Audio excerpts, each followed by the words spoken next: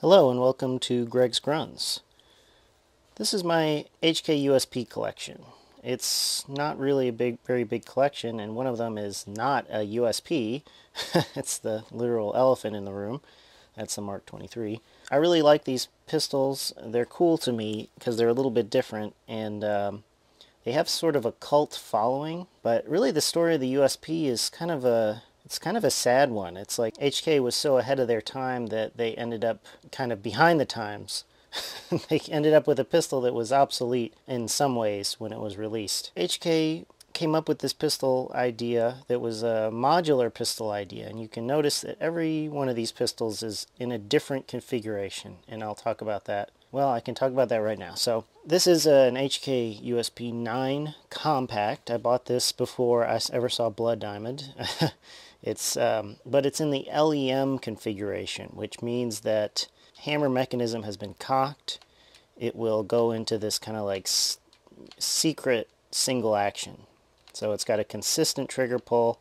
It does have a safety, but you can't run it like cocked and locked, but this is essentially like a single action trigger. So that's an LEM trigger. You HK nerds out there can probably tell me the different versions. I know this is the version 1, or the V1, which is just the normal right-handed shooter safety. This is how they typically work. Safety decockers all the way down. Safeties like that. You can carry it cocked and locked. You can carry it with the hammer down, safety on. You can carry it however you want to. That's the V1. We also have this pistol, which is similar to USP 9, except that it's the P8, which is the pistol that the Bundeswehr uses. That's the German army. So the safety is a little bit different, up for fire instead of down, and the decocker works in a similar way, but it's not quite the same gun. Also has lands and grooves in the rifling instead of polygonal rifling. Polyamorous rifling or whatever. And then of course you have the Mark 23, which is its own little special government retardation back here. So all 4 of these guns are in a different configuration in terms of their triggers and safeties, and that was kind of the point. The USP was developed to be a modular handgun, and it has a futuristic accessory rail on there, which is actually, in the year 2023, really annoying because there's essentially no modern accessories that go on that accessory rail, and HK never bothered to update that. In fact, HK kind of abandoned these guns, honestly. They haven't been updated in years, and they're kind of collector's items now, and HK has pretty much gone on to the VP9s and the Glock clones. You can yell at me in the comments about how it's not a Glock clone, but I am aware of the differences mechanically, but it's a striker-fired polymer frame gun. And the USP is kind of, just like the 40 cal, has kind of gone away.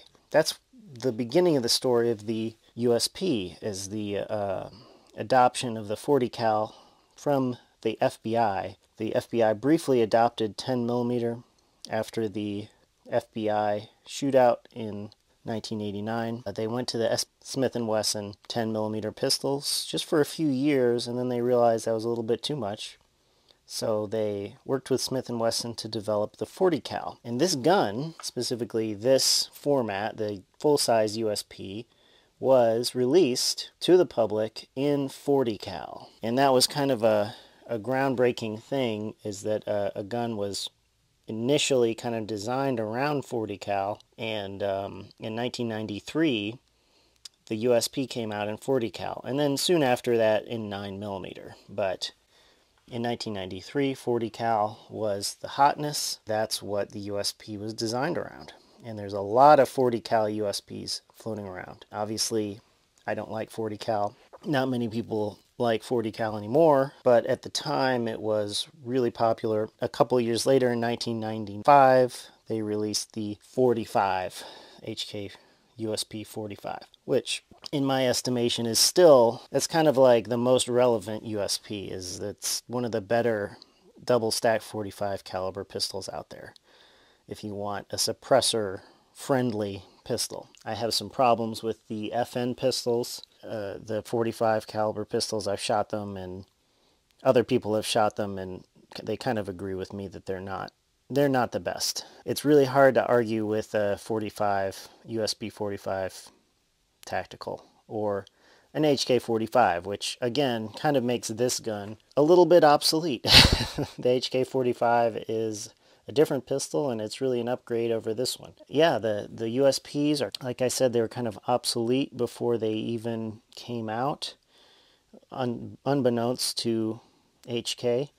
And like I said, they have a cult following. They're great pistols. They're very high quality, but they are, of course, double single action, and they're just not, they're not anyone's go-to pistol. I'm sure you can point out an agency or a police department that still uses them, and I'm sure they're out there, but they are kind of a relic in time at this point of a well-intentioned pistol that was subject to forces that rhyme with block, basically. So let's get into these guns, and let's take them apart and see some of the design features inside. So up first we have the Mark 23 and the HK USP 45 tactical, and these are very similar, as you might imagine. Here's the recoil assemblies. They look very close. Of course, everything on the USP 45 has just kind of been scaled down, and you know, it even has the O-ring that the USP, or excuse me, that the Mark 23 has. That's an expendable part that you're supposed to replace after every certain number of rounds, but you know, it's got the very similar milling in the slide. Like I said, it's just kind of a shrunk down version of the Mark 23 in a lot of ways. At least the top is. The trigger mechanisms are similar but not the same. Everything, like I said, is just kind of beefed up. Look at the ejector on that. The Mark 23 is just gigantic, and that's really just to meet the military requirements for the Mark 23, which were absurd. So very, very similar designs. The magazines are almost interchangeable with the exception of the base plate. Mark 23 magazine will work in a USP 45, but not vice versa, unless you swap out the base plate. This is a Clinton assault weapons ban 10 round magazine, so you can't swap the base plate, but if you had a normal full capacity HK 45 HK USP 45 magazine, you could just swap the base plate and it would work in a Mark 23.